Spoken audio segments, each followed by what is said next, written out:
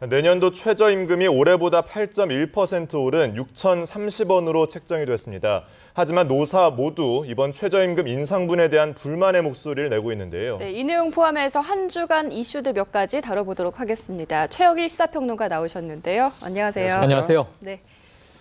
일단 내년도 최저임금이 인상은 됐습니다만 이 노동계 입장에서는 너무 턱없이 부족하다 이런 입장이고 사용자 입장에서는 인건비 부담이 커졌다 이런 불만 목소리가 많습니다. 양쪽 다 만족하지 못하는 것 같아요. 맞습니다. 그래서 이 8.1%의 의미가 뭐냐, 어떻게 정해진 거냐, 사실은 정답은 없죠. 절충안으로 그렇게 이제 정해진 건데요. 6,030원. 결국은 이제 일하는 사람들은 부족하다. 노동계와 야당 쪽에서는요. 한 10,000원 가까이 올려야 한다. 대폭. 네. 최소한 두 자릿수는 올라가야 한다. 네. 근데 8.1%다 보니까 이제 10%가 안 되잖아요. 여기에 대해서 이제 너무 낮다라는 불만이 있는 거고요. 그리고 이제 어찌 보면 정부 측 입장이나 혹은 뭐 이제 재계 쪽, 이 사측 쪽 입장에서는 인건비 부담이 또 높아지게 된 건 사실입니다. 그래서 최저임금이 올라가게 되면 최저임금에 해당하지 않는 나머지 임금 이 근로자들도 다 이제 이것을 기준으로 해서 뭔가 이제 자신들의 또 연봉, 월급에 대한 고민들을 하게 된단 말이죠. 그래서 부담이 되는 것도 사실인 것이죠. 그래서 노사 모두 만족할 수 없는 절충안이다. 이제 이렇게 이제 보여지고요. 네. 결국은 양대 노총이 다 이제 뭔가 결의대회를 지난주 주말에 했었고 거의 뭐 여차하면 총파업으로 들어갈 그런 분위기인데 문제는 이제 최저임금만의 문제는 아닙니다만 지금 노사 대립 상황이 그럼에도 불구하고 최저임금이 굉장히 중요한 가이드라인 역할을 한 거는 맞는 것 같습니다. 네, 최저임금 문제가 화두로 떠올랐는데 6,030원이라는 게 글쎄 우리나라 물가 수준에 비해서 어떤 건지 또는 해외 사례와 비교를 해가지고 어느 정도 수준인지 적당하죠. 그러니까 이제 일전에 최경환 경제부총리는요, 좀 임금을 대폭 높여서 소비를 살려야 한다. 그래야 내수 경기가 일어난다는 얘기를 했고요. 또 이제 야당은 그거보다 더 강력하게 소득 주도 성장 이렇게 이제 선언을 했었습니다. 이게 모두 어쨌든 임금이 올라야 된다라고 하는 것은 이제 주지의 사실이고요. 지금 이제 물어보아 주신 그 질문에서 글로벌 트렌드는 어떠하냐? 최저임금은 대폭 올라가는 추세입니다. 여러 나라가. 일전에 이 오바마 대통령의 유명한 시정연설이 이제 2달 전에 있었는데요. 이때 무슨 얘기를 했냐면 이 15,000달러, 우리나라 돈으로 연봉 한 1,600만 원 수준으로 가족을 부양해 본 적이 있는가? 한번 해봐라. 이렇게 직격탄을 날리면서 임금을 올려야 된다라는 주장을 해서 2020년까지 한 15달러 정도 최저임금을 올리기로 했고요. 10%대로 지금 올려가고 있는 중이에요. 현재는 얼마냐면 7.5달러 수준입니다. 그러니까 우리나라 돈으로 하면 8,000원 내외의 시급을 어쨌든 10,000원 이상으로 올리기 위한 게 이제 미국의 정책이고요. 세계에서 제일 높은 국가는 룩셈부르크입니다. 또 이제 이 경기 불황으로 좀 고생하고 있는 영국의 경우에도 보수당 정부가 복지는 축소하는 대신에 예산과 재정은 축소하는 대신에 임금은 올리는 쪽으로 지금 드라이브를 걸고 있어서 어쨌든 임금은 좀 높아지는 게 사실이고 이웃나라 일본이 우리나라와 비슷한데 지금 2013년 기준으로는 6.7달러 정도 되거든요. 그러니까 엔화로 이제 했을 때 우리 한화로 하면 한 7,000원 내외 정도 될 겁니다. 그러니까 우리보다는 조금 높죠.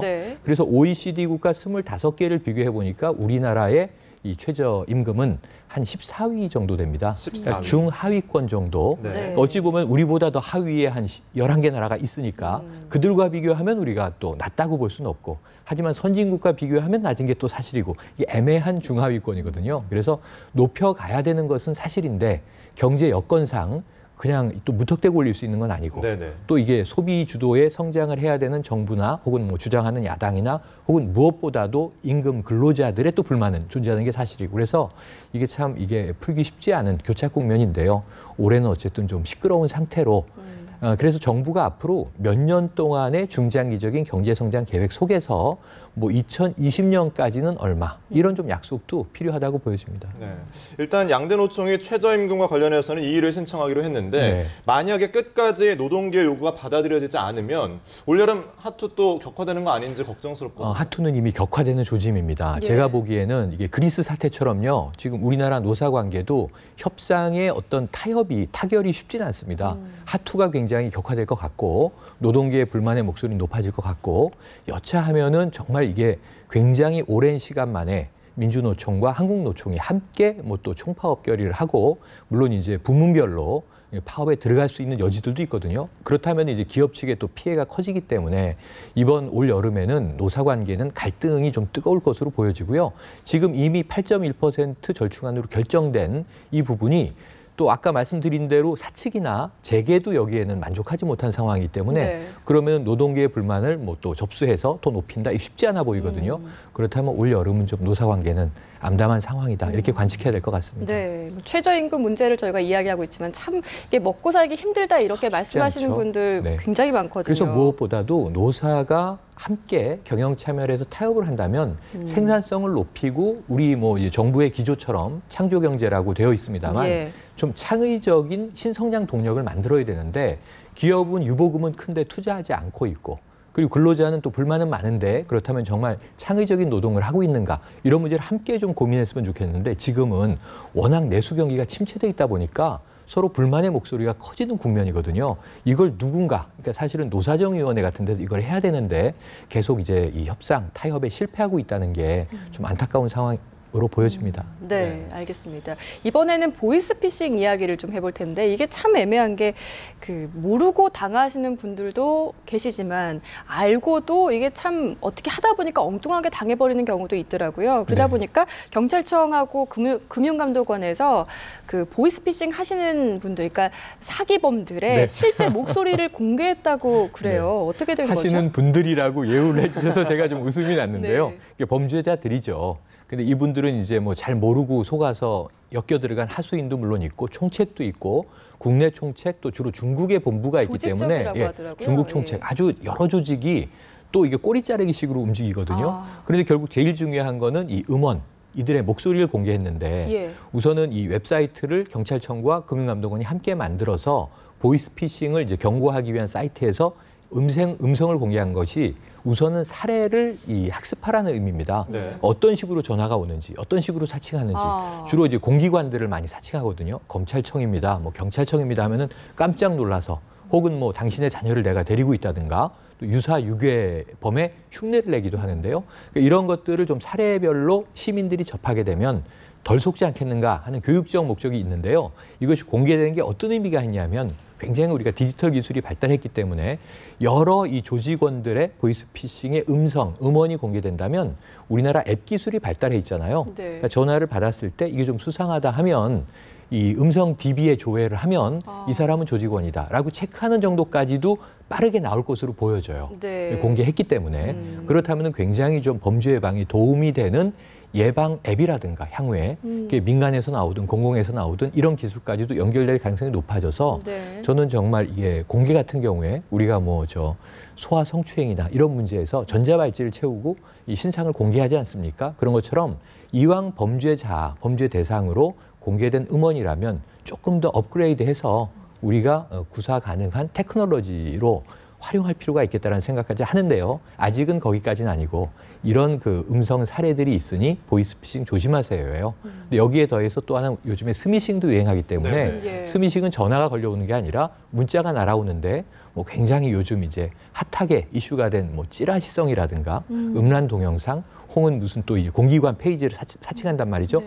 클릭하는 순간 이건 문제가 될 수 있기 때문에 사실은 스미싱에 대해서도 보이스피싱 다음 이제 진화된 수법이 스미싱이니까 좀 더 통합적인 이제 범죄 정보의 공개로 나갔으면 하는 바람을 좀 전해봅니다. 네, 사실 여러 차례 이 보이스피싱 피해 사례라든지 스미싱 피해 사례를 보도도 해드렸고 그렇죠. 참 많지 않았습니까? 그렇죠. 그럼에도 불구하고 근절이 되지 않고 있는데 이런 가운데 또 수억 원을 가로챈 일당이 적발이 됐습니다. 재밌는 건 조직원들끼리 네. 영화처럼 속고 속이는 네. 이런 일이 있었다고요? 계속 이런 일이 벌어집니다. 최근의 사태는 뭐냐면 11명에게 2억 5천 정도를 갈취한 네. 보이스피싱 사기범인데요. 40살의 총책이 국내 총책입니다. 거의 한 이제 10여 명의 조직원을 데리고 20대, 30대, 40대가 망라돼 있는데 이 조직의 총책은 또 중국에 있어요. 그러니까 국내에서 조직원들이 일망타진되면 중국에서는 또 새로운 조직을 계속 만듭니다. 네. 국내에. 여러 차례 그렇게 왔는데 이 안에서 더 이상 이제 대포 통장을 활용하기가 어려운 상황으로 가니까 통주라고 해서 통장 실명자를 하나 섭외를 한 겁니다. 근데 이분이 범죄를 저질러 본 분이 아니라 아까 말씀드린 엮여 들어간 하수인이었던 거죠. 근데 자신의 통장에 갑자기 거액이 들어오니까 놀라서 경찰에 신고를 한 거예요. 그래서 이제 찾아가서 그 집을 가족들을 해치겠다고 협박을 하면서 그 돈을 결국 빼내려고 했는데 경찰이 더 재빠르게 입출금을 막으면서 이번에 검거가 된 상황이 있고요. 또한 이 몇 달 전으로 거슬러 올라가면 호텔 내에서 칼부림, 살인 미수가 벌어졌던 적이 있는데 거기는 조직원끼리 서로 중국에 빼돌려야 될 보이스피싱 이제 이 갈취 자금 네. 한 뭐 8, 9억 정도를 조직원들이 서로 뺏어가려고 다투다가 예. 자신의 조직끼리 조직원을 해친 경우도 발생해서 네. 이런 이제 조직 범죄들이 국내에서 앞으로 많아질 것 같은데 정말 우선은 보이스피싱과 스미싱에 좀 검거율을 높이고요. 시민들이 잘 속지 않도록 우리가 경각하는 게 중요한 일인 것 같습니다. 네, 알겠습니다. 화제를 좀 바꿔보도록 하겠습니다. 요즘에 참 방송가에서 화두로 떠오르는 것이 스타 셰프들인데 그렇죠. 먹방이다, 쿡방이다 해가지고 과거에도 사실은 음식이라는 게 네. 굉장히 좀 인기 있는 아이템이긴 했지만 이렇게까지 열풍이 된 적은 없었던 것 같아요. 요즘은 요생남이라는 말도 등장했고요. 그러니까요. 그러니까 요리하는 남자가 섹시하다는 의미고요. 네. 그리고 그 차준마라든가 차승원 씨 네. 스타인데 이제 또 음식 자리에서 유명해졌고 백주부라는 별명도 좀 나오고 하면서 저 같은 이제 아저씨들이 집에서 굉장히 구박을 받기 시작을 합니다. 그러니까 요리 못하는 남자는 이제 굉장히 무능해지고 있는 과정인데 네. 그만큼 이제 쿡방이 이제 인기인 거죠. 예전에도 말씀하신 대로 요리 연구가들이 전통 요리, 김치 잘 담그는 법 이런 이제 요리 프로들은 있었어요. 예. 근데 이게 코너로 들어가서 지역적으로 있다가 먹방이 이제 인기를 끌었는데 먹방은 우리 소득 수준이 높아지면서 웰빙, 몸에 좋고 맛있는 것을 맛집을 찾아다니면서 먹을 수 있는 마이카 시대에 이 가족들의 여행 시대가 도래했다는 걸 의미합니다. 그래서 TV에서는 주로 이 지방 맛집을 소개하면 글로 사람들이 모여서 그것을 맛있게 먹는 것을 보여주는 연예인을 이제 촬영한 것이 영상으로 나가는 게 먹방이었고요. 네. 쿡방은 이제 만드는 과정을 보여주는 건데 이 만드는 과정을 보여주는 것이 삼박자가 맞는 겁니다. 하나는 이 요식업계 또는 이제 식품업계의 어떤 판매에도 크게 도움이 되고요. 네네.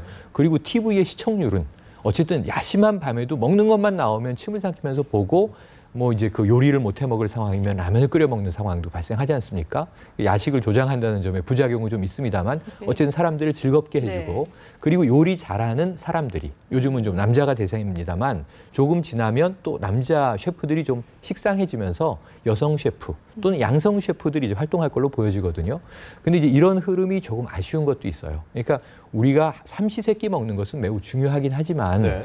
결국은 이 방송을 통해서 보여줘야 할 문화적인 컨텐츠는 굉장히 다양한데 최근에 왜 배우 두 분이 힘들게 돌아가시는 적이 있었거든요. 또는 이제 문화계에 종사하는 분들이 최소수의 이 스타들을 제외하고는 다 정말 힘들게 그렇습니다. 사시는데 예. 이런 분들을 위해서 우리의 어떤 방송 문화가 너무 의식주에 집착돼 있는 거 아닌가. 특히 시기 요즘에 잘 된다. 그럼 모든 프로그램이 지상파, 종편, 케이블 할 거 없이 다 쿡방이거든요.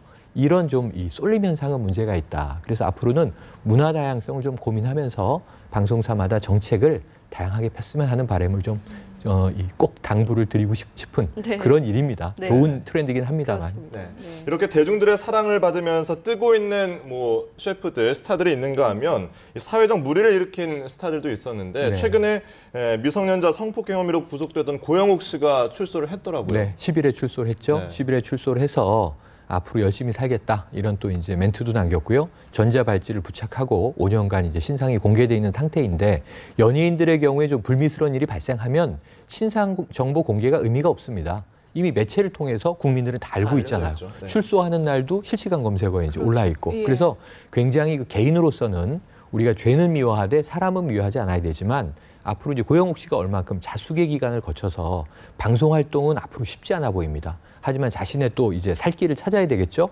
그리고 사회의 소속원으로 인정을 받아야 되겠죠. 근데 이러한 문제들이 지금 굉장히 많죠. 예를 들면은 이게 유아 성추행이나 미성년자 성추행, 성적인 문제는 심각하고 국내에서 가장 용서받지 못하는 이제 죄가 뭐냐 하면 병역의 의무와 관련된 겁니다. 그렇죠. 유승준 예. 씨라든가 또 MC몽 씨는 무죄가 됐습니다만 어쨌든 병역 기피 의혹 때문에 네네. 지금도 방송 활동을 하려고 하면은 문제가 생기거든요. 그래서 이건 싸이 씨처럼 유일하게 군대를 2번 가지 않으면 해결되기 어려운 문제다라는 걸 좀 숙지하시고 요즘 많은 스타들이 국방의 임무를 잘 하시기 때문에 네. 박수 쳐드릴 일인데 그 외에도 이제 뭐 음주운전이라든가 개인들에게는 미미한 이 일일 수 있습니다만 연예인에게는 이제 무리가 될 수 있는 또는 이제 마약이라든가 또는 이제 도박이라든가 예. 이런 문제들이 있죠. 근데 문제는 이런 분들이 이제 방송에 복귀할 때 하나의 이제 룰들이 만들어지는데 대중들이 거기에 대해서 진심으로 이 자숙을 했고 용서를 하는 것이냐, 아니면 방송의 필요에 의해서 이 패턴이 만들어지는 것이냐, 여기에 대한 논란을 앞으로 좀 지켜봐야 될 것 같습니다. 고영욱 씨가 이제 얼마 전 출소를 했는데 비슷하게 이 백재현 씨 같은 경우에 남성 성추행 혐의였지 않습니까? 그렇죠. 집행유예가 나왔었죠. 맞습니다. 예. 집행유예가 이제 떨어졌고요. 그래서 이제는 그 성추행이나 강간이나 중강간이 법적으로 과거에는 부녀자를 대상으로 한 경우였는데 예. 지금은 법이 개정돼서 사람으로 바뀌어 있죠.